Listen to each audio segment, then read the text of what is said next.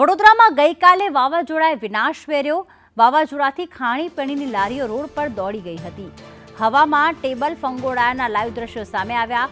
લારીઓ હવામાં ઉડવા લાગી હતી તેવા દ્રશ્યો જોવા મળી રહ્યા હતા।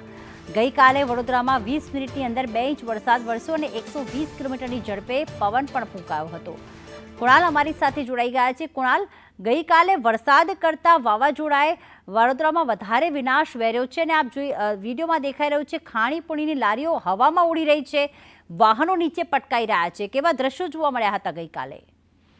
ગતરોજ 2 ઇંચ વરસાદ ફક્ત 20 મિનિટમાં ખાબક્યો। તેની સાથે 110 થી વધુની સ્પીડે વાવાઝોડું આવ્યું, તેના કારણે 300 થી વધુ વૃક્ષો ધરાશાયી થયા હતા અને પાદરા જિલ્લા સહિત અન્ય સ્થળો પર 4 લોકોના મોત નીપજ્યા છે, જેમાં 2 લોકોના જે હોર્ડિંગ અને વૃક્ષ પડતા તેઓ દબાઈ જતા મોત થયા છે અને 2 લોકોના અકસ્માતમાં મોત થયા છે।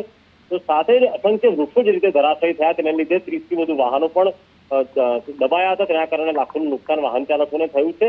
જે રીતે વૃક્ષો પડ્યા છે તો આજે પણ કોર્પોરેશનની ફાયર બ્રિગેડની ટીમો આ વૃક્ષો કાપીને તેને હટાવવાની કામગીરી કરી રહી છે। એટલે કે સતત 48 કલાક થવા આવ્યા છે ત્યારે હજુ પણ અહીંયા વડોદરામાં જે વિનાશ છે તે ફક્ત 20 મિનિટનો વિનાશ વડોદરામાં હજુ પણ તબાહી મચાવી રહ્યો તેવું લાગી રહ્યું છે। આભાર તમામ વિગતો માટે કુણાલ।